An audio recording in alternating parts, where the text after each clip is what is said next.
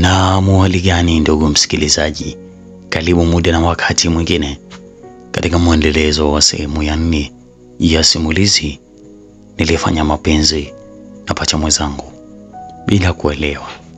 Hii ni Simulizi TZ. Usisahau kusubscribe channel yetu ili uweze kuwa wa kwanza kupata simulizi na vipindi vyetu mbalimbali. Na hapa ndipo tulipoishia katika sehemu ya 3 ya simulizi hii. Hisia zilirudi upya, moto wa mapenzi ukizidi kuwaka kwa kutaka kupeana tamu, ile tamu zaidi ya asali. Siku hiyo Ana alijikuta mtu aliyepumbazwa na akili bali tu alipomvua Dr. Kelvin na kuanza kutafuna vyema, tena vyema kabisa mlungula wa Kelvin bila kujali. Lakini ghafla wakasikia kama sauti ikiita. Hii ni Simulizi TZ. Sasa tusonge katika mwendelezo wa sehemu hii ya 4. Hawakujua baada ya kusikia sauti ile, kumbe ni ilikuwa sauti ya jirani akimuita mwanae. Basi wakaendelea na mambo yao. Hawakujua kuwa walikuwa wakicheza na hatima yao kwa kiwango cha kutisha. Ukweli ulikuwa karibu kugundulika, ukweli ambao ungelipua maisha yao kwa namna ya kushtua. Usiku ulikuwa mzito, kimya kilitawala chumba cha Kelvin, isipokuwa pumzi zao zilivurugika baada ya tukio lingine la mahaba lililowavuta pamoja tena. Licha ya hofu waliohisi, Kelvin alikuwa amemshikilia Ana kwa nguvu, kana kwamba hakutaka amwache tena. Ana alishusha pumzi taratibu, macho yake yakiwa yamejaa wasiwasi. Kelvin, tunachokifanya si sahihi. Kelvin alimgusa mashavuni kwa upole na kumtazama machoni. Ninachojua ni kwamba nakupenda, Ana. Sitaki kujua chochote kingine. Ana alifumba macho yake akijaribu kupambana na hisia zilizokuwa zikimvuta tena kwa ndani na kwa nguvu. Hakuelewa kwa nini moyo wake ulikuwa dhaifu sana kwa Kelvin. Siku zilizopita, mama yake Kelvin aliendelea kufuatilia kwa karibu uhusiano wao. Hisia zake zilimwambia kuwa kuna kitu hakikuwa sawa kati ya Ana na Kelvin. Siku moja alipokuwa akipanga nguo chumbani kwake, alikutana na picha ya zamani aliyokuwa ameficha kwa miaka mingi. Ilikuwa ni picha ya watoto wawili wadogo, mvulana na msichana, wakiwa wamekumbatiana kwa upendo. Machozi yalianza kumlengalenga mama Kelvin alipoangalia picha hiyo kwa muda mrefu. Ilikuwa picha ya watoto wake mapacha walipokuwa na umri wa miaka 5. Moyo wake ulianza kumpiga kwa kasi, mikono yake ilitetemeka. Haiwezekani. Mama Kelvin alihisi mwili wake ukiwa dhaifu.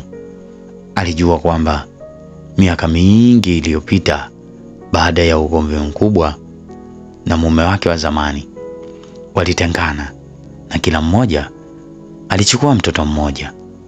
Alimchukua Kelvin na baba yake alimchukua Ana.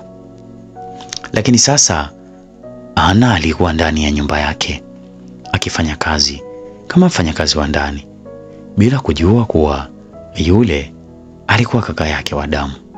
Mama Kelvin alihisi maumivu makali moyoni.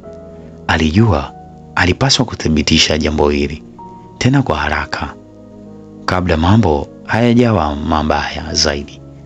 Alianza kufanya uchunguzi kwa kuulizia kuhusu Ana kwa msichana mwingine aliyekuwa mfanyakazi wa nyumba yao.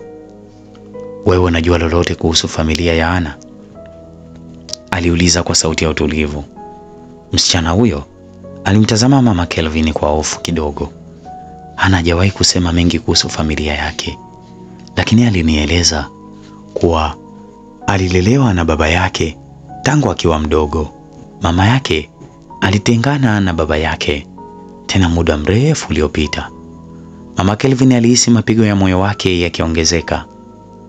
Bado haikuwa rasmi, lakini kila dalili ilionyesha kuwa Ana alikuwa binti yake aliyepotea miaka mingi iliyopita. Alihisi kama hisia zake zilikuwa sahihi. Basi watoto wake wawili walikuwa wakiingia kwenye mahusiano ya kimapenzi bila kujua kuwa ni ndugu wa damu. Usiku mmoja baada ya kula chakula cha jioni, Mama Kelvin alimuita Ana chumbani mwake kwa mazungumzo ya faragha. Ana, naomba nieleze kuhusu familia yako, alisema kwa sauti ya upole lakini yenye uzito wa kipekee. Ana alionekana kushtuka, lakini alijaribu kujibu kwa utulivu. Mama, ukweli ni kwamba sikuwahi kumjua mama yangu. Baba yangu alisema aliniacha nikiwa mdogo. Aliniambia alikuwa na kaka yangu pacha, lakini sijawahi kumwona. Mama Kelvin alihisi mapigo ya moyo wake yakikimbia. Alishindwa kujizuia. Machozi yakaanza kumtiririka usoni mwake. Ana, mtoto wangu, alisema kwa sauti iliyovunjika. Alishangaa. Mama, unamaanisha nini? Mama Kelvin alichukua mkono wa Ana na kumkazia macho. Ana, mimi ndiye mama yako. Wewe na Kelvin ni mapacha. Chumba kilijaa ukimya mzito. Ana alihisi mwili wake ukilegea. Usingizi wote ulimtoka na ulimwengu ulionekana kugeuka kuwa giza nene mbele ya macho yake. Mama, unasema nini? Ana aliuliza kwa sauti ya kutetemeka, macho yake yakiwa yamejaa hofu na mshangao, tena mshangao mkubwa. Mama Kelvin alimpapasa mikono kwa upole, macho yake yakiwa mekundu kwa machozi. Ndiyo mwanangu, wewe na Kelvin ni mapacha. Nilikuacha mikononi mwa baba yako miaka mingi iliyopita, lakini sikujua kama ningekuja kukutana na wewe kwa njia hii. Ana alihisi kama moyo wake ulisimama kwa sekunde kadhaa. Alikuwa hana nguvu, miguu yake ilitetemeka. Haiwezekani, alijaribu kupinga, lakini ndani kabisa ya moyo wake alihisi ukweli ukimpiga kwa nguvu. Ana alihisi kama moyo wake umesimama kwa sekunde kadhaa. Alikuwa hana nguvu kabisa, miguu yake ilitetemeka. Haiwezekani, alijaribu kupinga, lakini ndani kabisa ya moyo wake alihisi ukweli ukimpiga kwa nguvu. Ndoto ya mapenzi aliyokuwa nayo kwa Kelvin ilivunjika ndani ya sekunde chache. Hakutaka kuamini.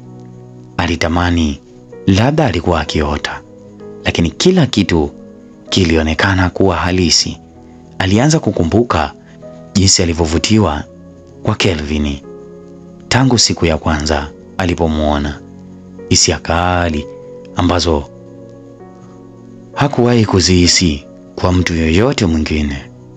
Uhusiano wao wa haraka, na sasa ukweli mchungu ulimwangukia kama radi.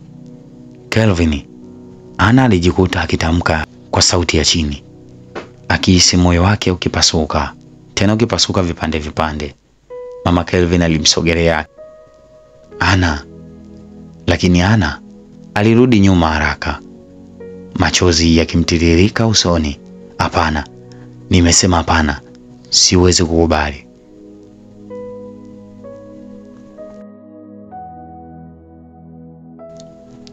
Naam, hii ni sehemu ya 4 ya simulizi Nilifanya mapenzi na pacha wangu bila kutegemea.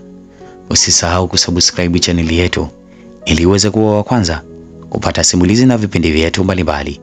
Asante, muda na wakati mwingine.